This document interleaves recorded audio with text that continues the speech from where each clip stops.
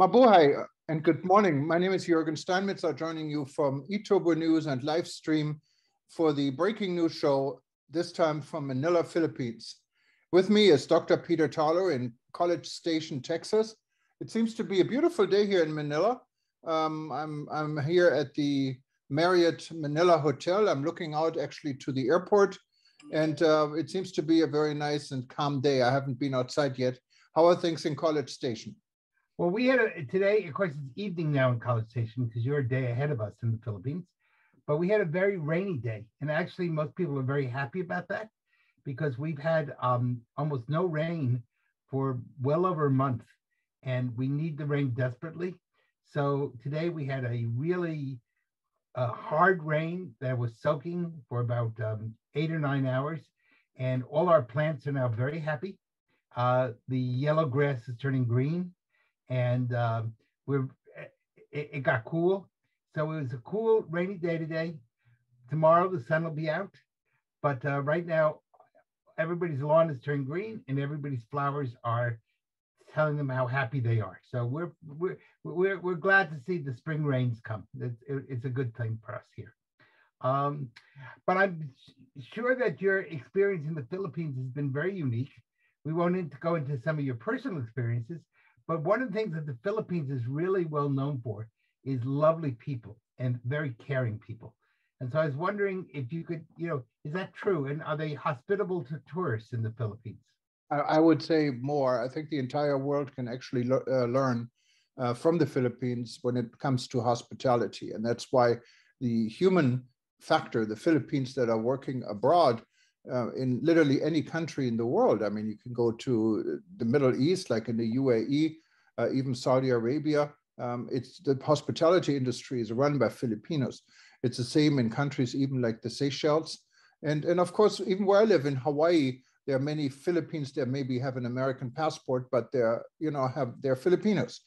And I have to say, if you experience this here in the Philippines, yes, hospitality and service is it's a big factor, and people go out of their way. They're not going to tell you they cannot do this. They find a way to do this.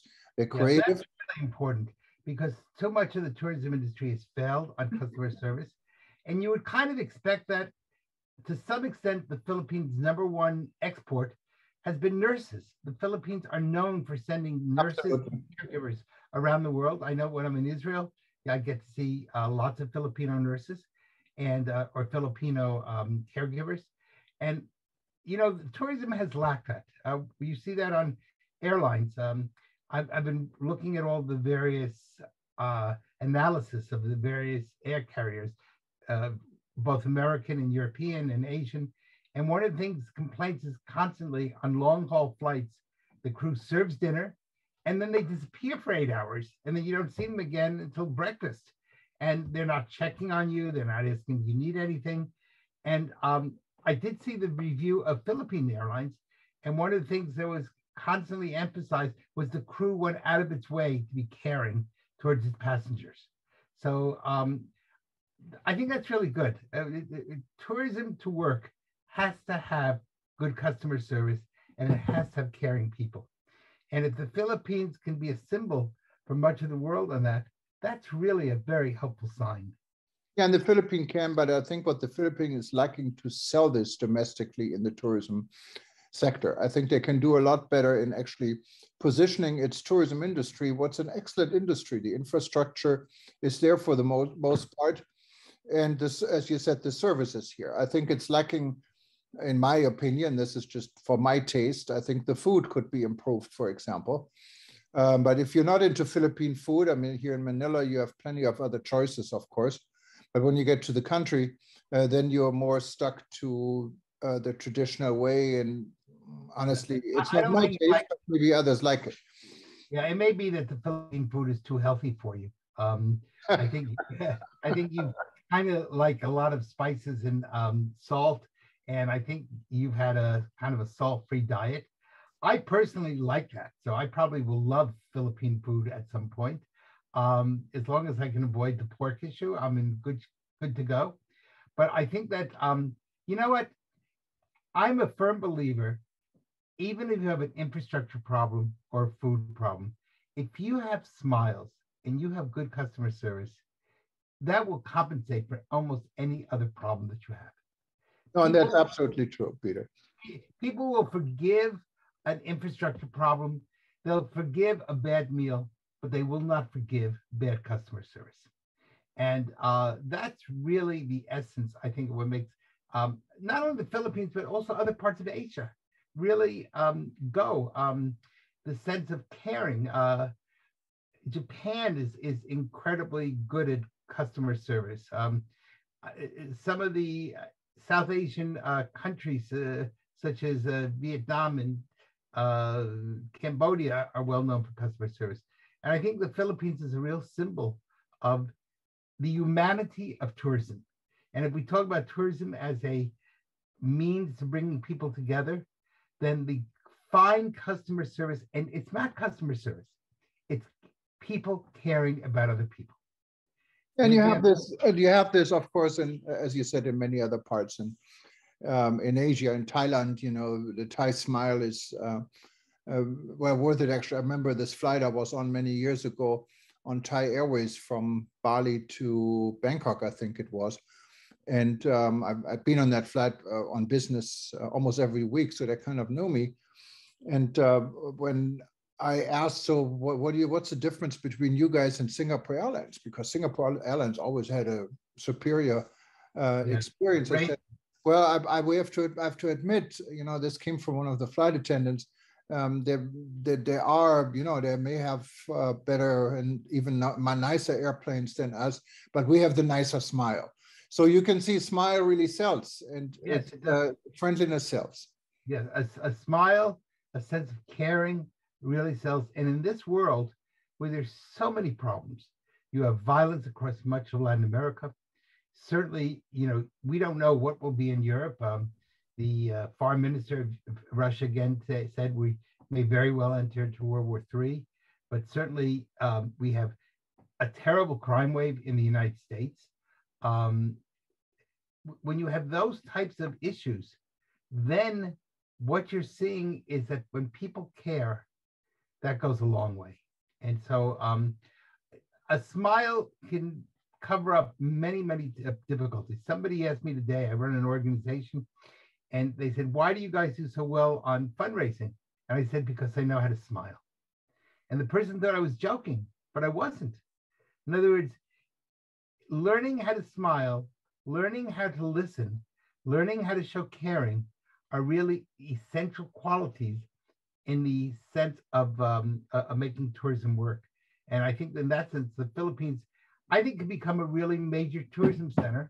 And it probably needs to have a little bit of work in some other areas, maybe get a few major other international conventions and some niche marketing.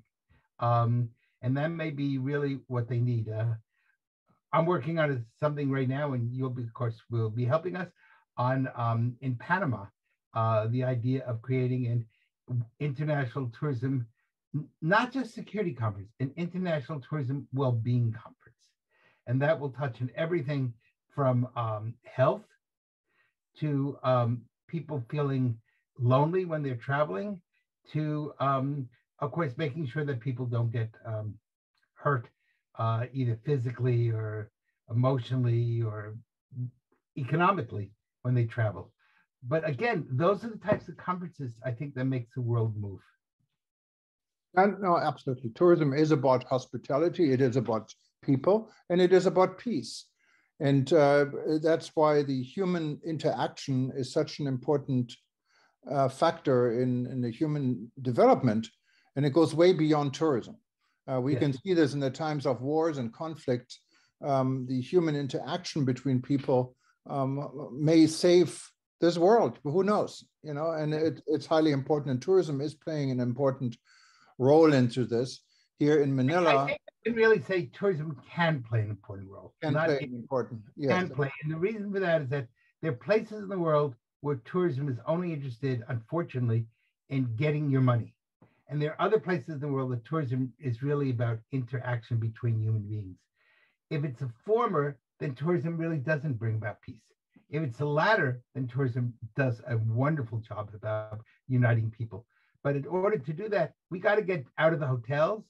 We got to get people to get to know each other, to talk to each other, share experiences, get to find ways to see each other. And those are all really basic qualities. And on some level, the tourism industry has been lacking. Think about how you're on a long haul flight and the flight attendants never want to talk to you. They're in the tourism business. You're in their home. I mean, it's a flying house, but it's still in the sky. They should want to interact with as many passengers as possible. Get to know them. What do you like? What don't you like? I will say that today I wrote a letter to the main airline that I fly on, telling them that I hope that their premium flights, that the food improves. That the last time I was on it, it wasn't very good, and that I've gotten reports from other people that it was not very good. And they did write me back a letter and said, we want to thank you and we will work on that. So I don't know if they'll do anything or not, but the fact they at least recognized that I was writing to them and they didn't just blow me off, that's good. And Peter, you and I were young enough to remember the times of Pan American when flying was such a privilege and the food was so excellent. I remember the times where I was privileged enough to fly first class on Pan American. I mean, you get the caviar, you get the Dom Perignon, you name it. No, it was all there. And compare this today on my flight and on my United Airlines flight in business class, or Polaris, they call it, from Honolulu to Guam on my way to the Philippines. I couldn't eat the food. It was something, I don't even know, some cabbage with some couscous, and it had no taste to it. It's nothing. And it's all on one plate. You know, it's not served nicely like it was before. It's done without heart. And and there's plenty of time. I mean, if 8 hours on the flight, why not just bring a salad? Flight attendants can be bored. Exactly. Yeah, exactly. I remember, and I'm older than you are, but when I flew in the first time in the 1960s. I was the first person in my family to fly. And I flew on Eastern Airlines, which doesn't exist anymore. It was a very short flight. It was from Washington, D.C. to Newark. So it was about 45 minutes on the plane, which was considered really ecstatic. Nobody would get on the plane without a jacket and tie. Women wore heels and white gloves. And they actually served sandwiches between Washington and Newark. Today, you'd be lucky if you got a glass of water. Well, you have to be real lucky if you get this. You have to have a medical condition for that, I think. Yes, exactly. So, yeah, that's a real difference. And of course, you are right. The first time I was on a longer haul flight, which I think was Newark to California, everything was served in bone china. And they came through with a cart with a carved roast beef. And even just before COVID, if you remember, they served at least ice cream sundaes. They came around and, you know, what type would you like sundae? Now I think you get a Dixie cup if you're lucky. Yeah, no, I remember the time of ice cream sundae on the Honolulu to mainland flights. I had many times in when you fly premium, and it went from Häagen-Dazs down to some secondary brand into some third type brand. You couldn't even taste the ice cream anymore. And then finally they got rid of the ice cream altogether. So yes, I know the times are changing. Yes. I think maybe what they're trying to do is get us all to lose weight. They figure the food is unedible. It's another way to force us to lose weight. But, you know. And forget about wine, you know, when between Guam and Manila, and these are expensive flights. They're not like a first class ticket from Guam to Manila. It's like $1,200 for a relatively short flight. And you asked for wine. I said, no, we don't serve wine. It's because of COVID. So that was a week ago. Yeah. So I think we need to get rid of this concept. COVID has become the excuse for everything. Yes. And the public is going to get really disgusted with it. I think, you know, people are really tired of all the mandates. Would make no sense. So I can sit in a restaurant for 3 hours and I don't need a mask, but I get on a plane for an hour with a much better filtration system. And up until a few days ago, they would tell me I had to have a mask. And you say, why? They said, we don't know. And I cannot tell you how many times flight attendants said to me, make sure you wear as loose a mask as possible so you'll be comfortable. I'm thinking, if the mask is loose, that doesn't do any good. Then why do I need a mask? Well, it's really not for health. It's not for science. The mask is to show obedience to the government. Well, that's fascism. And we need to get beyond this. At this point, I think people are tired of it. People are really ready to go beyond this. And the bottom line is each time a virus mutates, it's weaker.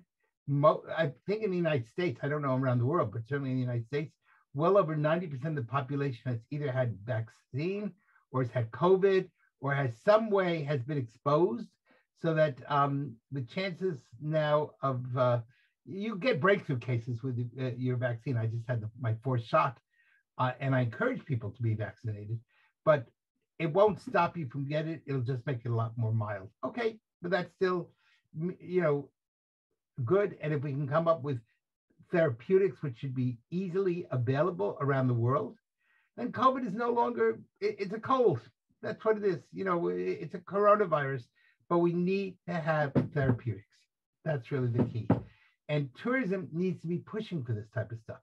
And it needs to, and the international tourism in the post-COVID needs a Let's Smile campaign where people are taught to smile around the world. Because if we can teach people to smile, we can bring this world back together.